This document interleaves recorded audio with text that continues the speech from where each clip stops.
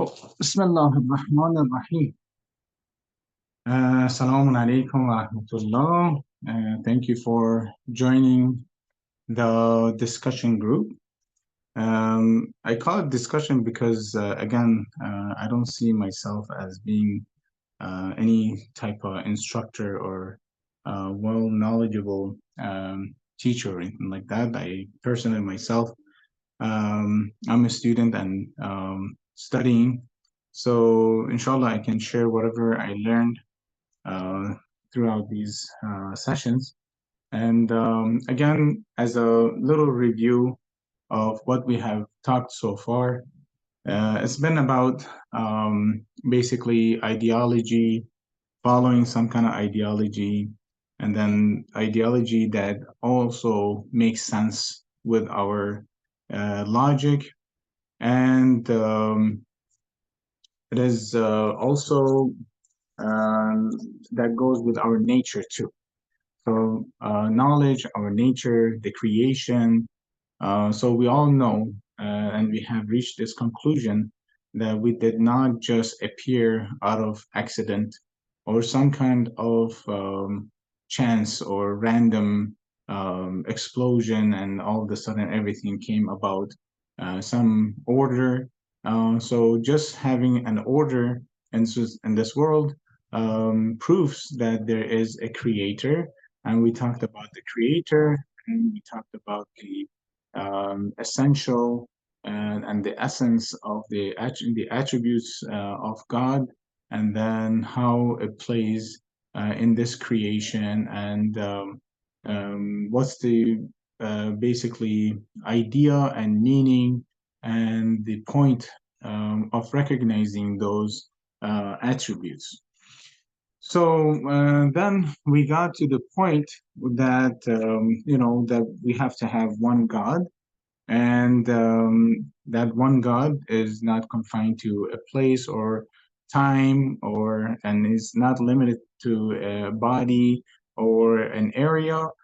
He's everywhere and always been there and is there and will be there, right? هو الأول والآخر والباطن والظاهر. These attributes that we know. Then we got to the justice of Allah. And we said that Allah has to be just. And we basically said about when is the absolute justice gonna be implemented.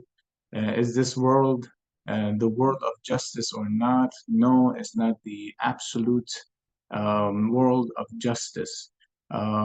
Based on because Allah gives us the choice to make. One of the other examples that we can use about this justice and verses when Allah implements based on His wisdom on stopping something or starting something. And we talked about how there is Jabr and Ikhtiyar. There is basically a force versus a choice that's given to mankind, basically.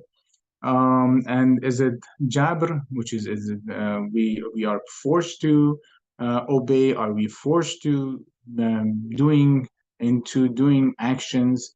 And if we are forced into doing actions, then what's the judgment afterward? And it doesn't make sense, right?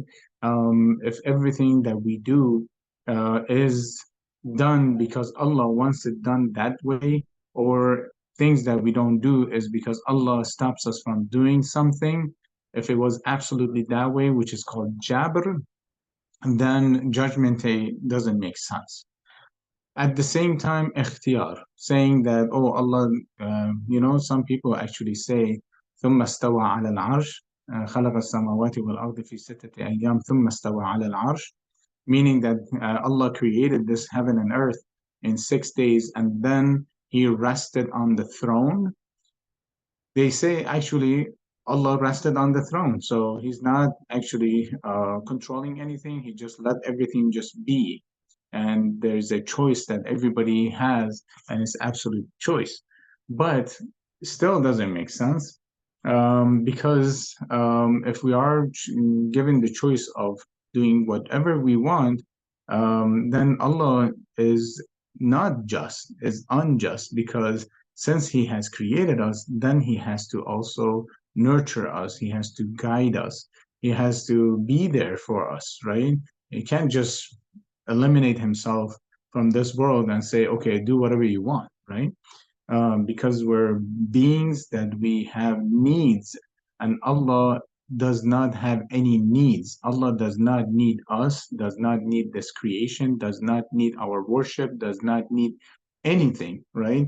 Allahu Samad. Samad means someone or something that is fullest, basically like a resolution, that being that has no need at all, absolutely no need for anything, right?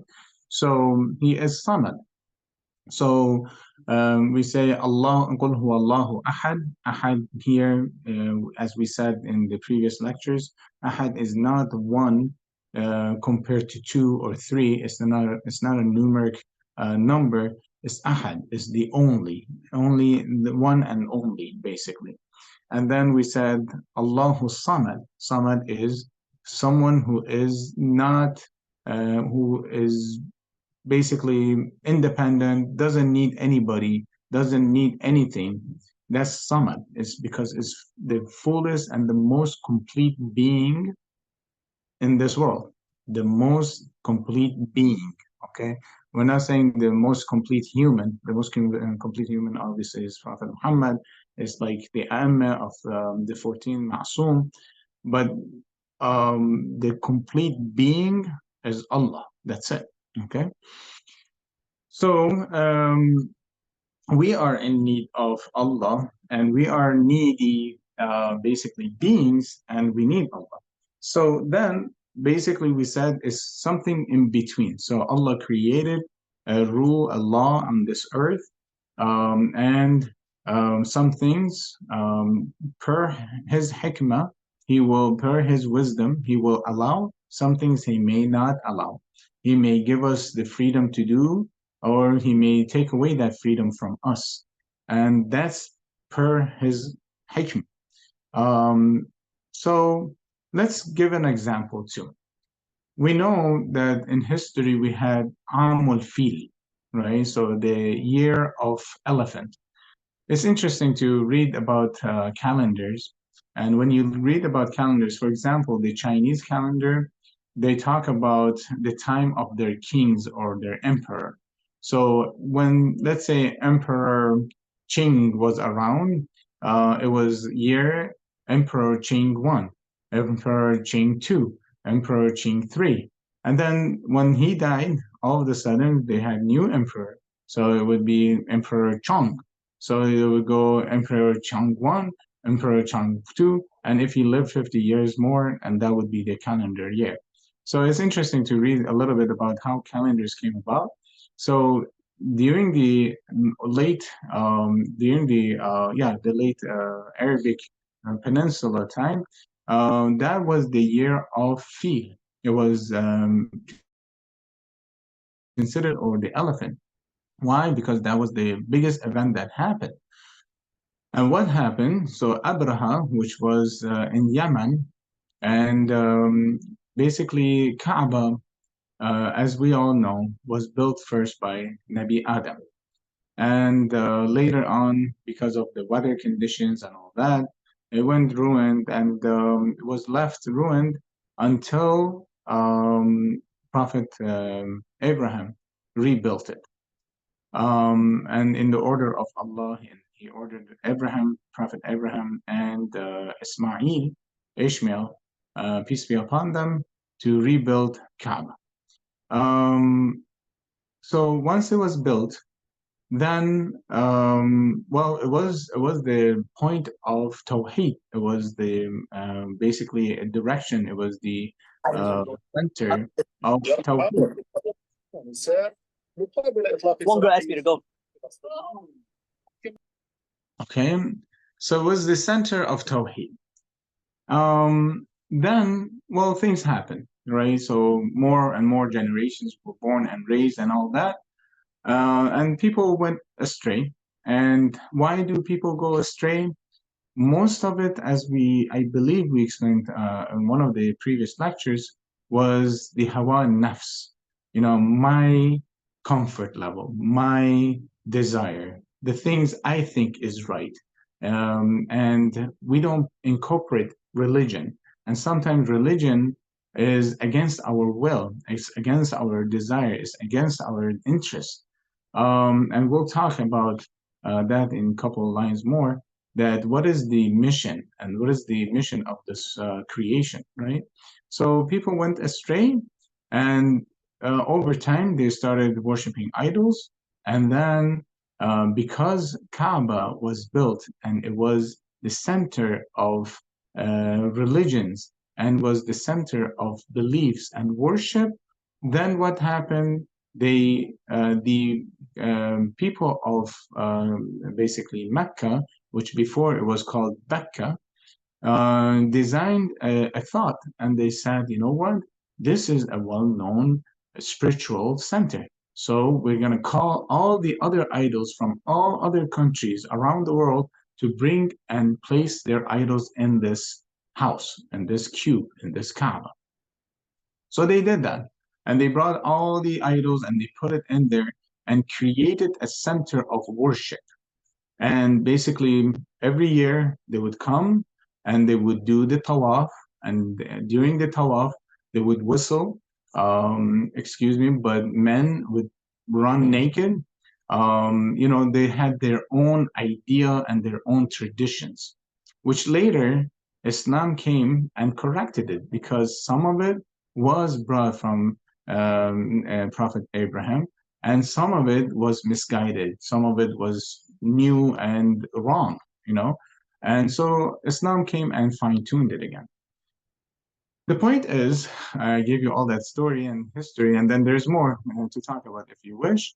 But Abraham from Yemen, he said, oh, that's a great idea. The people of Becca at the time, which is Mecca, they have this spiritual center, and a lot of people are going there. It's a good economical attraction. You know what? I'm going to create my own center now. So they started a center for worship in Yemen, but it didn't work. Nobody really paid attention to it, and it was obvious why, because that was the original place, that had history, and people well known that place for a worship, like city of worship and spirituality. So it didn't work. So what did he think? He said, I invested all that into this center and this big temple and whatever, and it didn't work. So I'm gonna attack Becca and destroy Kaaba. So he took all these elephants, I don't know, hundreds of elephants, and he marched to Kaaba. So when he reached Kaaba, Abdul Muttalib, the grandfather of Prophet Muhammad, was the key holder of Kaaba. He was monotheist, and he worshipped only one Allah. He didn't believe in the idols, and he believed in the religion of Nabi Ibrahim. But he respected everybody. He was basically going along kind of thing. So when Abraha came near Kaaba, um, they told Abdul Muttalib that Abraha is here with hundreds of elephants, and he's threatening to destroy Kaaba. So what did he do? He went to Abraha and said, "You're about to destroy Kaaba." He's like, "Yeah, we're here to destroy it and all that." He said, "Just give me a few minutes. Let me take away my camels." This shows that Abdul Muttalib was believing in Allah. He was believing in one God. He was believing in the same Allah and God that Nabi Ibrahim believed in. And Abraham was like, wait a minute, you're not worried about me destroying the Kaaba? You're worried about your camels? He said, yes, I'm worried about my camels. And for the house, for the وَلِلْبَيْتِ رَبٌّ, for the house, there is a God. There's someone who's watching over it. Abraham was like, yeah, whatever, you know. So he allowed him to take the camels away and he ordered the attack. And once the attack was ordered, what happened? The miracle happened. So all the birds came and they were holding very hot stones and they started stoning all the army of Abraham. And they became like chewed food, and they were all crushed and they were grinded, like kind of chewed away. That's what the ka'asfin ma'kul means. Well, that happened during Am al-Fil, and it was recorded. But then, what about when Yazid went and destroyed Kaaba? Why didn't the birds come then? That's when Allah had given the Muslim Ummah to defend the Kaaba. In fact, Kaaba was destroyed 3 or 4 times after the Prophet Muhammad sallallahu alaihi wasallam by the tyrants ruling the Islamic territories. So why did Allah allow the destruction of the Kaaba? Why didn't He send the birds again? It's because Islam was set, Islam was revealed, and it was the responsibility of the Muslims to defend Kaaba. Just like right now with Gaza, it's the responsibility of the Muslims to defend the country. All right. So that's Jabr and Ikhtiyar, right? That's a good example for Jabr and Ikhtiyar. Now, since we as humans have the ability to think and logic, and we are the most effective being on this earth, because as humans we have logic, we can think, and we have greater control on this earth than anything else. We can move a mountain, we can imprison and cage the animals, the wild animals, right?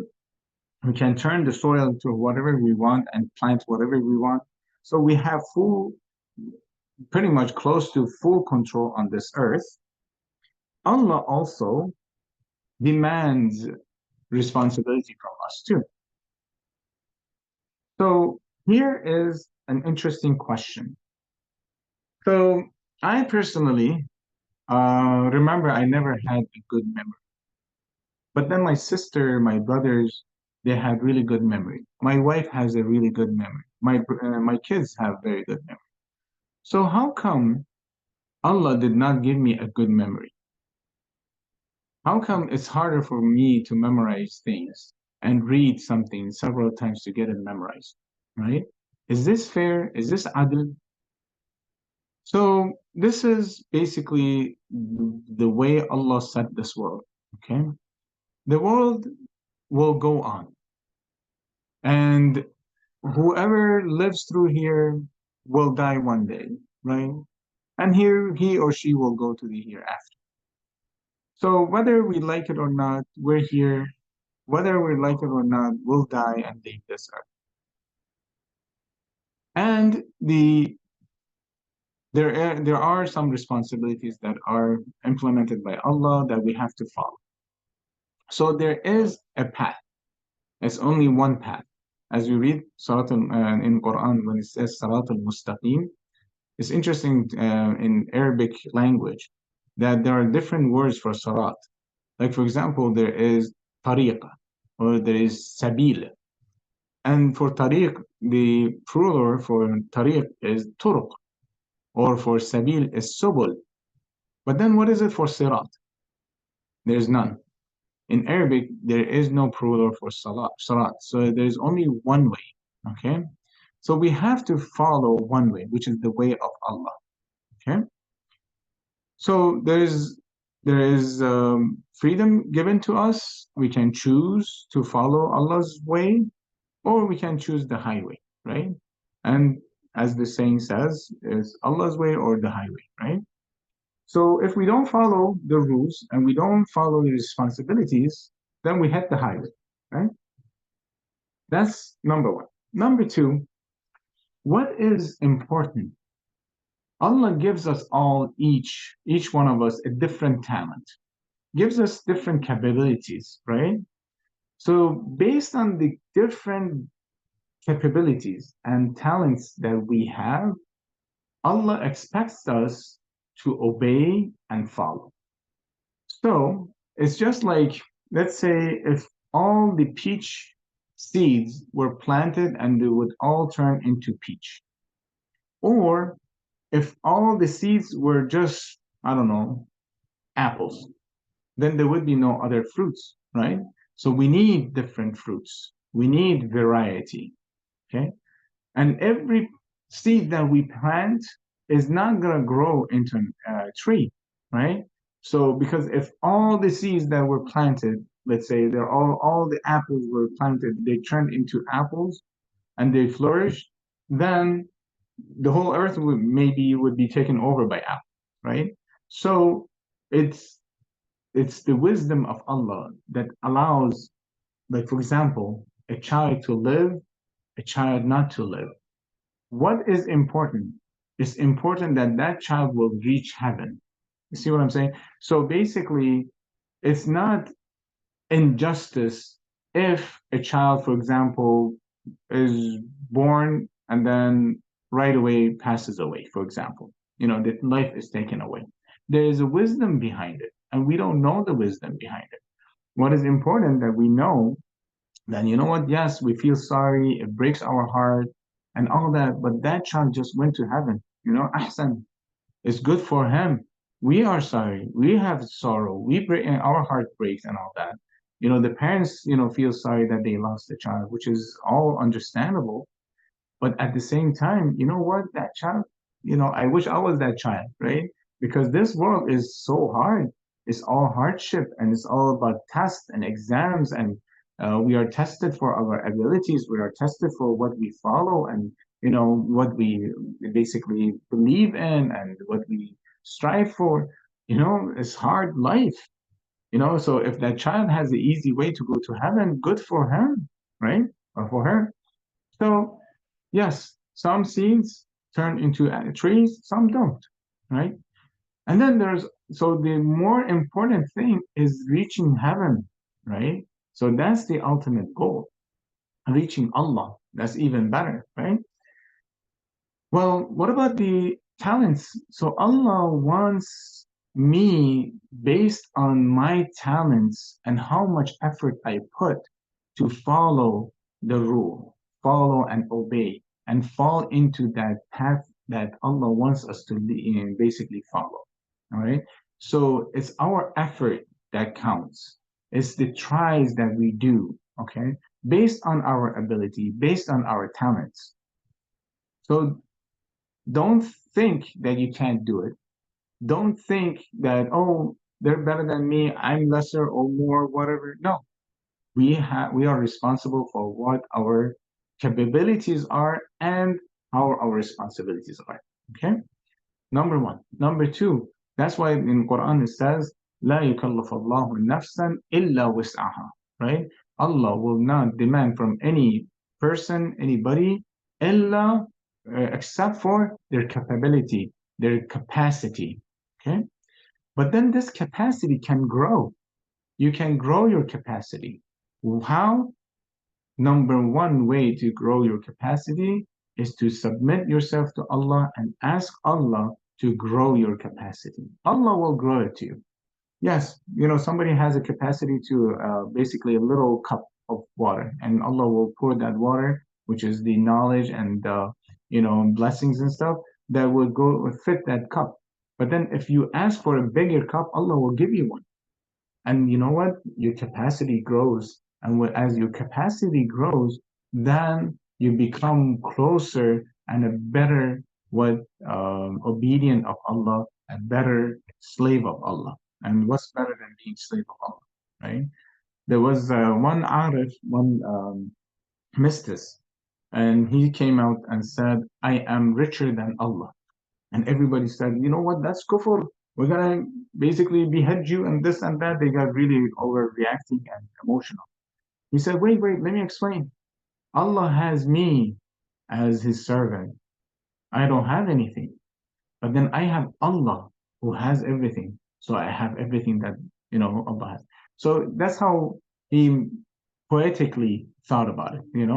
So yes, when you become the servant of Allah, Allah will abandon and send all his blessings to you, and you will definitely grow and grow and glow. Okay.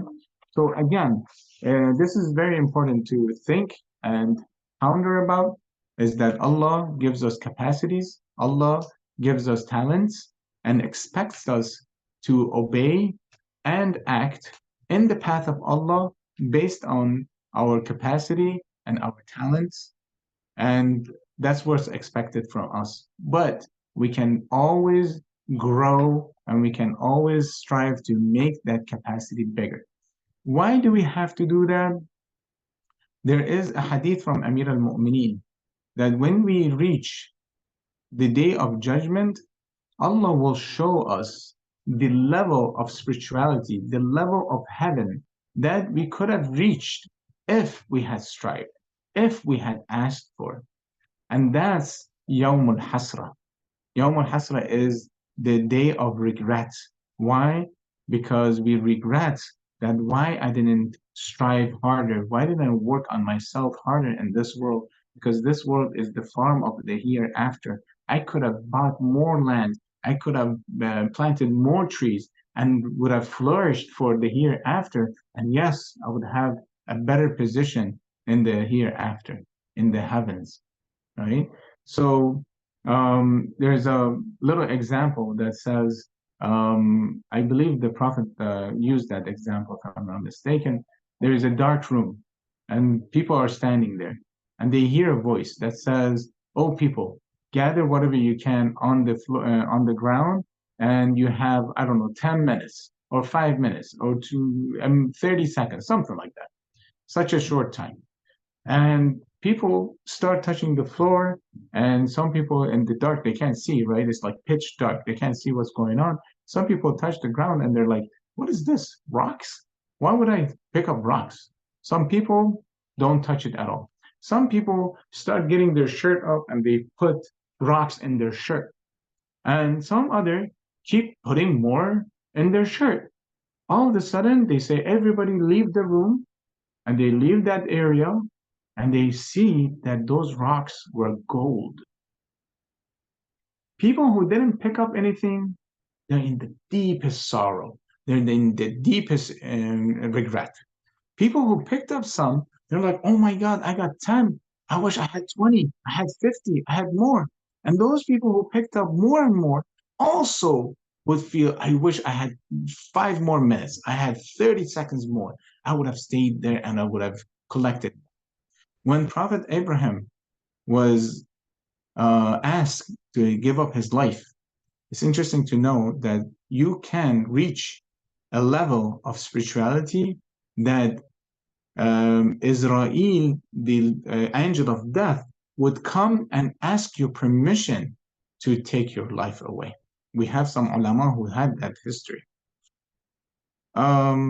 So he came and said, Nabi Ibrahim, would you like to leave this world and join Allah? And he said, well, give me a couple more days. I want to pray more. I want to do more good. And Allah sends a message and says, wouldn't the lover want to meet its love, his love, his love? So Allah actually wished for Nabi Ibrahim to join him in heaven, to go to heaven. And he said, well, if that's what Allah wishes, yes, go ahead and take my life away. But the moral story is that he asked for more days. Nabi Ibrahim, who was so great in his spirituality, who was high levels of prophethood, was the prophet of Ulul al, is the father of all the basically Abrahamic religion, he asked for more days.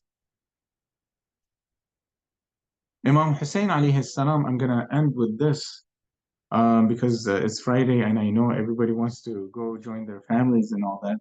Imam Hussein, when they came and wanted, they said, okay, last words, we're going to have a fight. We're going to start the war. And Imam Hussein, an Imam of Ma'soom, who does not ask anybody for any favor, who would not beg anybody. It is basically a shame and is downgrading for any Ma'soom to ask and beg anybody anything, right? What does he do?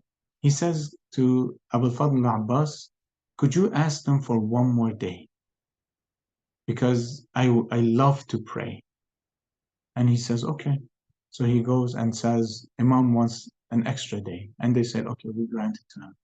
And Imam Hussein spent one more night just to pray and do salat and all that. Know the value of your prayer.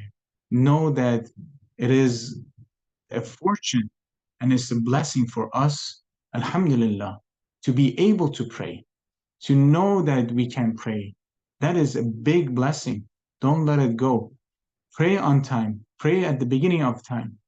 Pray with ikhlas. Pray with attention. Pray with love.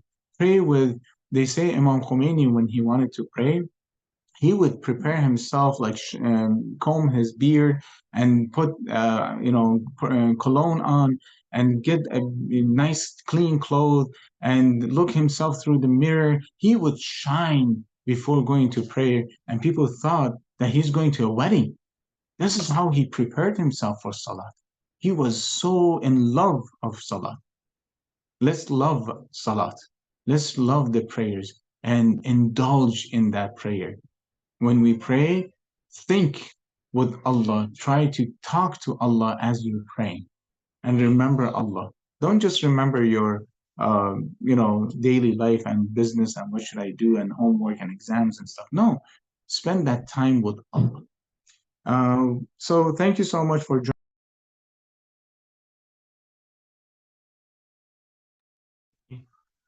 So you can guys enjoy your weekend with your families. And I know next week exams will start. We'll throw a poll in the group and see who would like, I don't know, a couple of days off so you guys can do your exams. And inshallah, next time I'll see you for more sessions. التماس دعا. Take care. Assalamu alaikum.